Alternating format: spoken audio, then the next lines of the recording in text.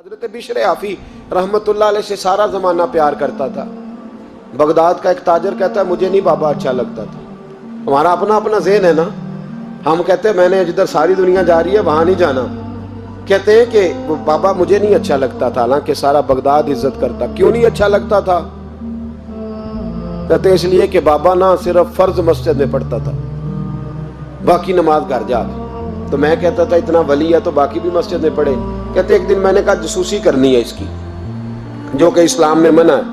کہتے ہیں حضرت بشر آفی رحمت اللہ علیہ نے جمعے کے فرض پڑھے، فرض پڑھ کے نکل گئے دوڑ کے۔ فرماتے ہیں میں پیچھے ہو گیا، میں نے کہا میں نے سنتیں چھوڑ دی ہیں پر اس کا پتہ کرنا ہے، سنت نفل بعد میں پڑھوں گا۔ کہتے ہیں حضرت بشر آفی جلدی سے نا ایک کباب والی دکان پہ گئے، وہاں سے کباب خریدے، اور میں نے کہا بوڑھے کی عمر دیکھو اور اس کے ذائقے دیکھو، اس عمر میں بھی کباب کھائے گا۔ اوئے ہوئے، مولوی کو روٹی نے ستایا تھا، اس لیے سنت اور نفل چھوڑ آیا ہے۔ کہتے ہیں تھوڑا سا وہ آگے بڑھے تو نان بھائی کی دکان سے نا نان خریدے۔ میں نے کہا دیکھو یار، دیکھو اس کے ذائقے، گرم نان کھائے گا۔ بہت سارے لوگ بغداد میں رات کی روٹی کھاتے پر یہ گرم کھاتا ہے۔ کہتے ہیں حضرت وہ نان اور کباب لے کے نا جنگل کی طرف مڑے تو میرے دل میں خیال آیا یار بڑا ہی اس آدمی کا عجیب ذہن ہے، یہ اب سبزے پہ بیٹھ کے یہاں موج کرے گا، کھائے پیے گا، اور سنت نفل چھوڑ دی، اللہ ہزاروں مرید ہیں۔ کہتے ہیں حضرت جنگل میں داخل ہوئے، تھوڑا سا سفر کیا تو کچی آبادی آ گئی۔ کچی آبادی، ایک کچے مکان کی ٹوٹا ہوا دروازہ، باہر سے کنڈی لگی۔ بغداد کے ننگے پاؤں چلنے والے ہزاروں مریدوں کے اس پیر نے کنڈی کھولی، اندر گئے، ایک فالج زدہ بابا جی بیٹھے۔ کہتے ہیں حضرت بشر آفی نے اپنی پگڑی کھولی اور اس آدمی کے منہ سے پانی نکل رہا تھا، رال ٹپک رہی تھی۔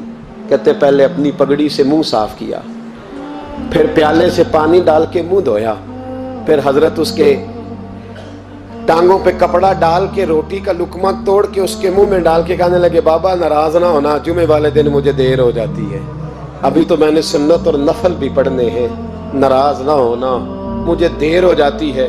کہتے ہیں وہ بابا رو پڑا اور کہنے لگا بشر یار 14 سال ہو گئے تو روز آتا ہے، 14 سال، یہ 1 صدی کا قصہ ہے، 2-4 برس کی بات نہیں، 14 سال سے تو روز آتا ہے، میں پتہ نہیں کب تک لاش بنے پڑا رہوں گا، تو کب تک آئے گا؟ حضرت بشر آفی نے بابے کے یہاں سے پوچھ کے کہا بابا فکر نہ کر، آج کے بعد یہ جملہ نہ کہنا کہ تو میرے لیے بوجھ ہے۔ فرمایا لوگ سمجھتے ہیں کہ میں نے عبادت کر کے مقام پایا ہے، لوگ سمجھتے ہیں میں نوافل زیادہ پڑھتا ہوں، دنیا جانتی ہے کہ میری رات کی تسبیح زیادہ مضبوط ہے، اور میں ان میں سے کوئی بات بھی نہیں، میں تو تیری نوکری کرتا ہوں تو اللہ نے میری عزتوں میں اضافہ فرما دیا ہے۔ سوچ ہی صاف نہیں، نظریہ ہی ٹھیک نہیں، فکر ہی ٹھیک نہیں۔ اسلام نظریے کا مذہب ہے، سوچ کا۔ مسند امام احمد بن حنبل کی حدیث سنیں، حضرت انس بن مالک فرماتے ہیں جب انسان نے روزہ رکھا ہوتا ہے نا تو روح ویسے ہی پاک ہوتی ہے اس کی۔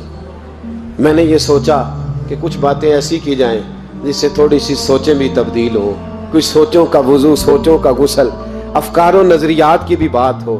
ہم سمجھتے ہیں کہ شاید کثرت عبادت اصل ہے۔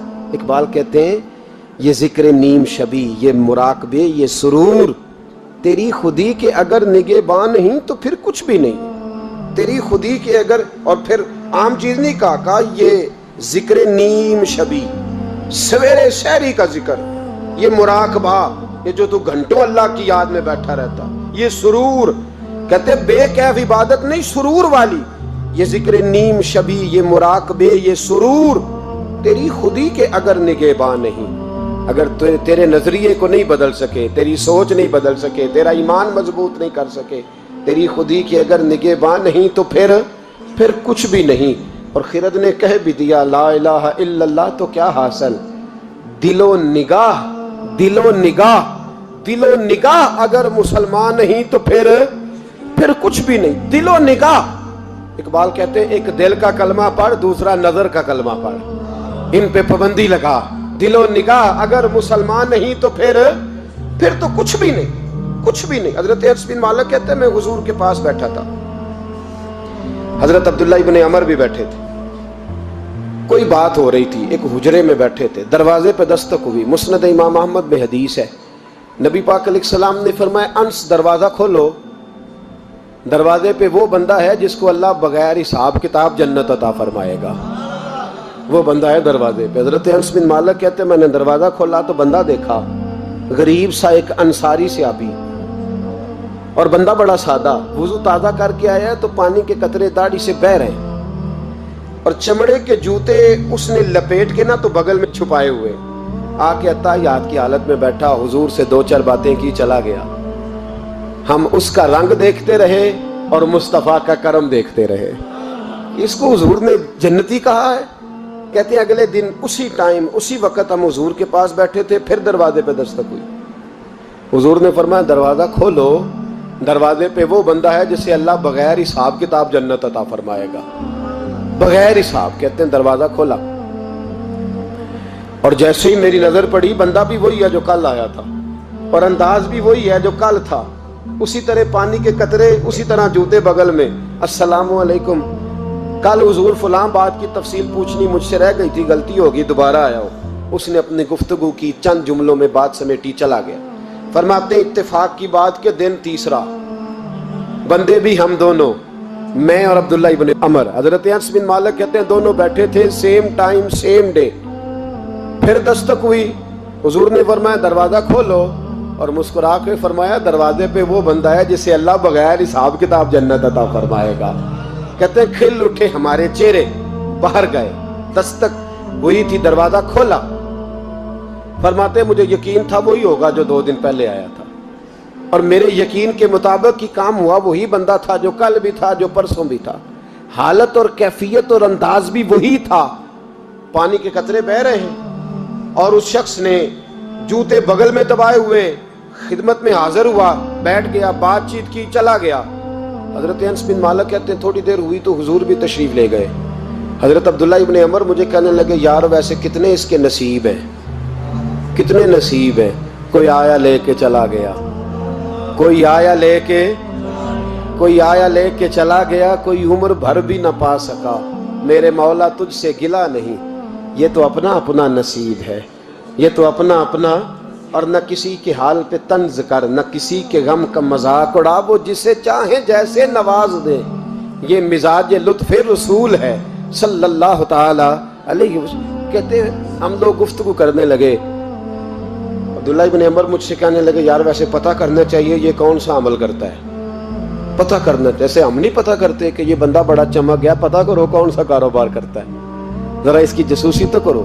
اور بندے بھی بڑے سمجھدار ہیں، وہ سائیڈ بزنس نہیں بتاتے، وہ کہتے ہیں وہ جو میرا علیحدہ ہے وہ نہیں بتانا، کہیں یہ نہ شروع کر لے۔ حالانکہ انسان کے پاس جو خوبی، جو اللہ نے اسے دولت دینی ہوتی ہے، وہ اپنا اپنا نصیب ہوتا ہے، وہ گھر میں بیٹھے بھی اللہ عطا کر دیتا ہے۔ وہ کہتے ہیں کہ پتہ کرو کیا عمل کرتا ہے، تو حضرت عبداللہ ابن عمر کہتے ہیں میں اس کے پیچھے ہو گیا، اس سے سلام لی، تو میں نے کہا مجھے 2-3 دن کے لیے مہمان بنا لو گے، مان نہ مان میں تیرا مہمان، 2-3 دن کے لیے مہمان بنا لو گے؟ تو کہتے ہیں مجھ سے کہنے لگا کوئی گھر میں جھگڑا ہو گیا، کیونکہ پڑوس میں تو تمہارا، قریب ہی تو تمہارا گھر ہے، میرے مہمان بننے کو جھگڑا ہے؟ تو میں نے کہا چلو ایسے ہی سمجھ لو، پر مجھے مہمان بنا لو۔ کہتے ہیں میں 3 دن اور 3 راتیں اس شخص کے ساتھ رہا، وہ کتنا صدقہ کرتا ہے میں نوٹ کرتا رہا، نماز کتنی پڑھتا ہے، اس کا کیا، میں چاہتا تھا کہ وہ عمل مجھے ملے جس کی برکت سے مصطفیٰ نے اسے 3 مرتبہ جنتی فرمایا ہے، تاکہ وہ کیفیات مجھے بھی ملیں۔ حضرت عبداللہ ابن عمر کہتے ہیں کہ میں نے کوئی خاص چیز نہیں دیکھی، وہ عشاء پڑھتا تو فجر تک بستر پہ کروٹیں لیتا، اور میں الحمدللہ اٹھ کے تہجد بھی پڑھتا، نوافل بھی پڑھتا۔ کہتے ہیں وہ 1 سپارہ پڑھتا، میں 3 پڑھتا۔ فرماتے اس نے 3 دنوں میں کھجور بھی صدقہ نہیں دی، کہ کھجور بھی، اور میں نے بڑے بڑے غریبوں کی مدد کی۔ میں کہنے لگا کہ عمل تو میرا زیادہ ہے اس سے، پھر خوبی کیا ہے؟ خاص توجہ کرنا، اسلام اور دین کا جو فکری اساس، جو فکری اساس ہمیں صحابہ نے دی۔ حضرت عبداللہ ابن عمر کہتے ہیں میں نے تیسرے دن اسے کہا بھائی اللہ تیرا بھلا کرے، تو نے بڑی خدمت کی، میں نے جانا ہے میرا کوئی جھگڑا نہیں ہوا تھا، میں تو بس تیرا عمل دیکھنے آیا تھا کہ تو عمل کیا کرتا ہے۔ تو وہ صحابی کہتے ہیں مجھے کہنے لگے یار تو میرا عمل دیکھنے آیا تھا، مجھے بتا تو صحیح کیا نے، اور کیوں دیکھنے آیا میرا عمل، تجھے کیا ضرورت پڑی میری جاسوسی کی؟ تو کہتے ہیں مجھ سے جب اس نے سوال کیا تو میں نے اس کو کہا بھائی تو 3 دن آیا نا ہم بیٹھے ہوئے تھے؟ کہا ہاں میں آتا رہا ہوں۔ کہا 3 دن نبی پاک نے فرمایا اللہ تجھے بغیر حساب کتاب جنت عطا فرمائے گا۔ تو میں چاہتا تھا کہ میں ذرا جاسوسی کروں، ذرا دیکھوں، کھوج لگاؤں کون سا ایسا عمل ہے، آپ بھی ذرا دھیان دیجئے گا، کون سا ایسا عمل ہے، حالانکہ تو عشاء پڑھتا ہے اور اٹھ کے فجر پڑھتا ہے، میں تہجد بھی پڑھتا ہوں، تیرا سپارہ 1 ہے میرے 3 ہے، کون سا ایسا عمل ہے جس کے سبب تجھے جنت ملے گی؟ کہتے ہیں وہ صحابی کہنے لگے یار کوئی ایسا عمل نہیں، کوئی شے نہیں، میں اس قابل ہی نہیں، من نانم کے من دانم، جو میں ہوں مجھے پتا ہے۔ کہا پھر کوئی بات تو ہوگی، تیری مہربانی بتا دے، میں نے 3 دن 3 راتیں محنت کی ہیں، بتا دے۔ کہتے وہ کہنے لگے اگر تجھے بتاؤں نا تو پھر سن، میں جب رات کو سوتا ہوں تو اپنے دل پہ نظر ڈالتا ہوں، اور سویرے جب اٹھتا ہوں تو پھر اپنے دل پہ نظر ڈالتا ہوں، موبائل پہ نہیں، کنجی پہ نہیں کہ چابیاں کدھر ہیں، بٹوے پہ نہیں، میں رات کو سوتے ہوئے بھی اپنے دل پہ نظر ڈالتا ہوں، سویرے اٹھتے ہوئے بھی میں سب سے پہلے اپنے دل پہ نظر ڈالتا ہوں۔ فرماتے ہیں الحمدللہ میرے دل میں کسی کا حسد نہیں ہے، کسی کے بارے میں کوئی کینہ نہیں ہے، کوئی کسی کے بارے میں میل نہیں، میں اللہ کے ہر بندے کے بارے میں سوچ، نظریہ، فکر اچھی رکھتا ہوں۔ اور فرمایا میں تیرے بارے میں بھی عبداللہ یہی سوچتا ہوں کہ تو مجھ سے زیادہ نیک ہے۔ الحمدللہ اس وقت بھی میرا ذہن یہ ہے کہ انس بن مالک مجھ سے زیادہ پرہیزگار ہے، اس وقت بھی میری سوچ یہ ہے کہ محبوب کے سب صحابہ میں سب سے کمزور میں ہی ہوں۔ نابد عبداللہ ابن عمر کہتے ہیں میں نے اس کا ہاتھ چوما، میں نے کہا سمجھ آ گئی ہے، تیرا نظریہ، تیری سوچ پکی اور سچی مسلمان ہے، تو دل اور روح کا مسلمان ہے، تو نظر اور روح کا مسلمان ہے۔ یہ سبب ہے کہ اللہ کے رسول نے زمین پر چلتے ہوئے بھی تجھے 3 دفعہ جنت کی بشارت عطا فرما دی۔